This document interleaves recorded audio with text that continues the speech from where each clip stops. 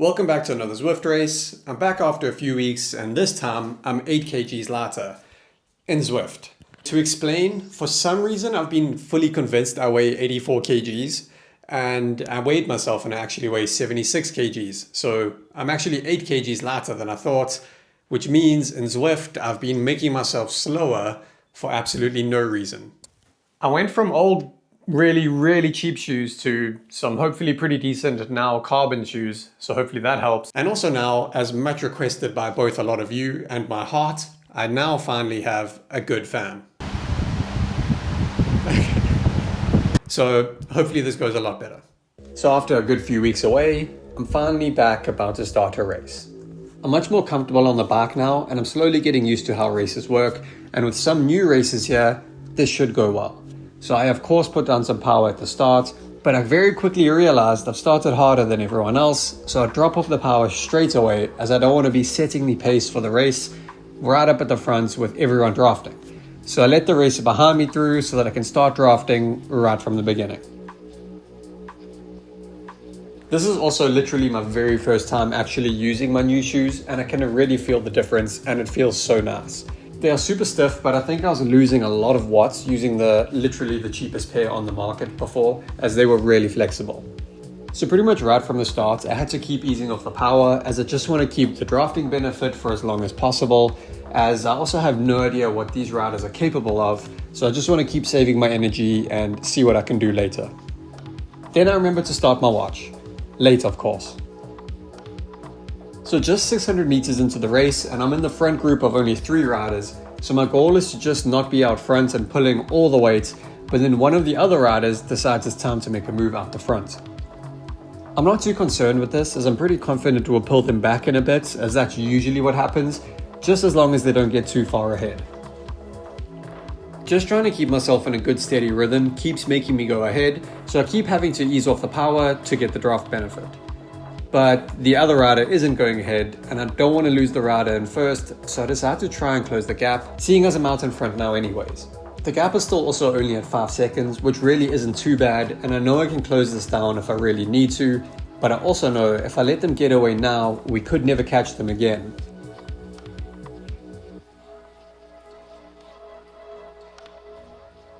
So on the last hill here, I close the gap down to 2 seconds. This burns the legs a bit, but it also gets them more alive, and it feels so much nicer flying up a hill quicker now that I'm 8 kgs lighter.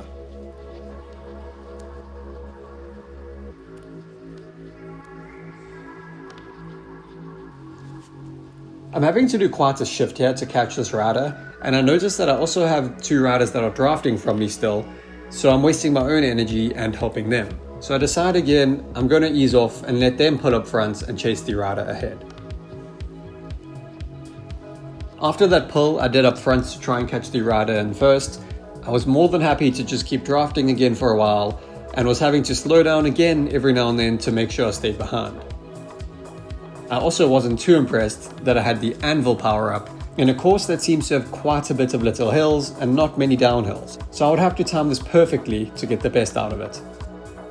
3 kilometers in and I'm still behind these other 2 riders, with the leader still only 7 seconds ahead.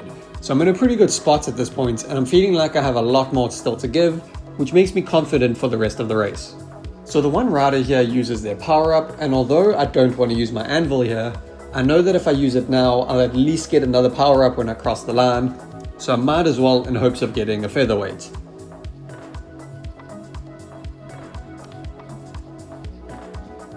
And I got another anvil. I think you can tell I wasn't too impressed. 4 kilometers in, 11 seconds behind, I popped my second anvil.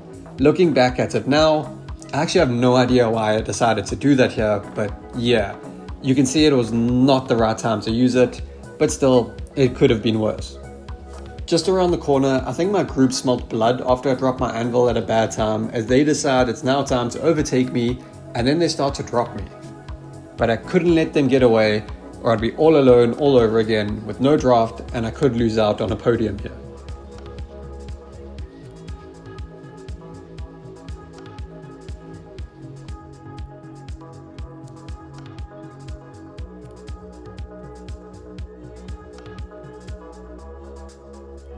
They keep a gap to me for about 1 kilometer before I finally start to catch them again.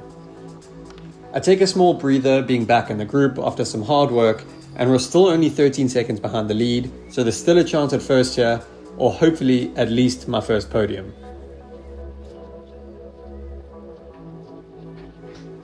Up front, I set a really slow pace, hoping the group overtakes me and tries to go catch the leader, but they seem keen on just sticking behind me and drafting me here, but I'm not having it, so I drop right off the pace.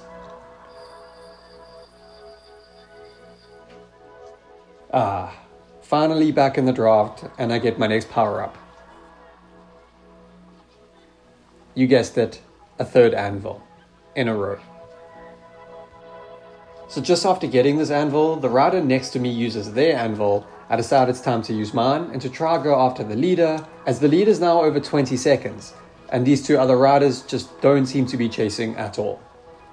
After a small effort, I see that whatever I do, these two other riders with me will just try and match to use my draft, so I decide it isn't worth trying to bridge to the leader now and break up the group just yet, so I let the leader go. One of the riders from the group then decides it is in fact time to break up the group and chase the leader. P-Don, or Pierre Don, in front of me isn't closing this gap, so I decide P-Don, more like Pardon mate, I'll do it myself then. I know, I'm disappointed too. Then I get some bad news and some great news. The bad news, GH or Gerald, formerly a member of the group, is now already 8 seconds ahead of me. The great news, I get my first featherweight instead of an anvil, so I had to do a small celebration. Pierre Don then tells me to pardon myself as he goes for the overtake, but it's thankfully short-lived and I can see Gerald is now down from 8 seconds to 5 seconds. The game of cat and mouse continues between myself and Pierre as he goes ahead again, but I like this a lot because this means we both keep trying to push and catch Gerald. I use my featherweight power up on this small punchy hill to try and finally close the gap to Gerald, and that's exactly what I do. I have a small sense of victory as the group is now finally back together, but then I see that Pierre has now been dropped by a few seconds and it's just myself and Gerald now. Gerald, of course, just staying on my tail. The only thing that could motivate me more right now, though, would be another featherweight. And that's so thankfully what I got. I really couldn't be more stoked with this situation right now. I'm back in second place and the leader is only 30 seconds up front, which could be better, but it's still possible to close down if all goes well. Gerald then proceeds to stay behind me and draft for over 1 kilometer, so I decide I'm just not having this anymore. The leader is now at 44 seconds, so I pop my featherweight power up and make an attempt to drop Gerald. He stays on my tail at first, but then suddenly, in a matter of just meters, I'm now a few seconds ahead.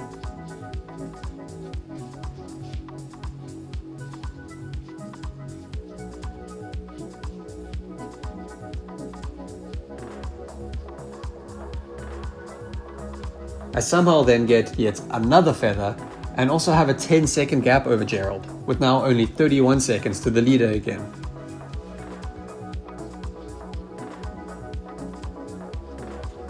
That last hill was quite a push for me, so I use my featherweight here on these small undulating hills for a small rest.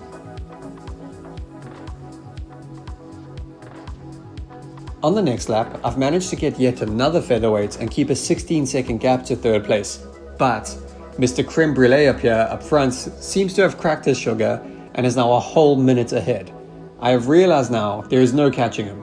However, I'm pretty sure I can keep my second place here, so that becomes my full focus. And once again, I've got another featherweight, so I pop that on the hill here to try and get the best out of it. At the top here, I finally get the anvil I've been due after so many featherweights, and I've somehow doubled my gap to third place. I'm now fully confident I can finish second. Then I see my old friend Mr. Pierre catch and overtake Gerald. That is not what I was expecting to see, but I just need to stay focused on my own race here. About to start the last lap here, and I can't help but watch the race behind me as I see Pierre has cut my lead down by 8 seconds and is now only 22 seconds behind me. This is slightly alarming, but with only 3.3k left, I do know I have enough left in the tank to keep him behind me and go all out if I have to. But of course, I'm really hoping I don't have to start pushing with everything I have just yet, if I can help it.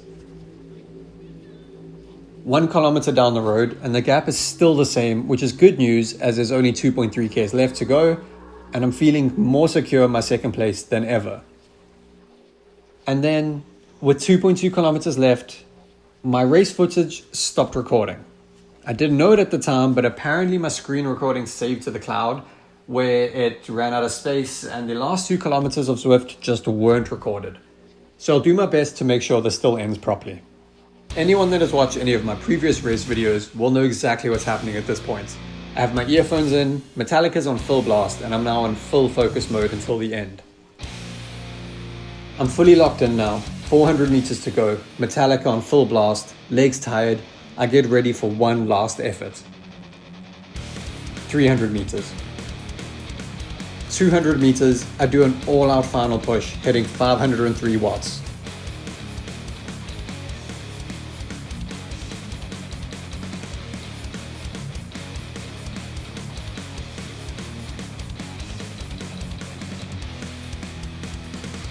And I sit up feeling so good because I just got my first podium in Zwift racing by securing second place. So yeah, I got second place and there was no catching first place here, but I also managed to create a gap of 40 seconds between myself and third place for my best ever result so far. I also got my highest power output for 5 seconds, 15 seconds and 30 seconds. So I'm not sure if that's all because I feel more comfortable on the bike and my actual weight now, or both, but I had a really good race. I do feel a lot more comfortable on the bike, and most importantly, I really had a lot of fun. So if you haven't already, go check out my other races. I also have some cinematic style cycling content, which if you enjoy, you can go check out. But yeah, I have quite a few videos planned for this month and next, so I will be posting weekly. If you're keen to see that, then yeah, cool. See you next week.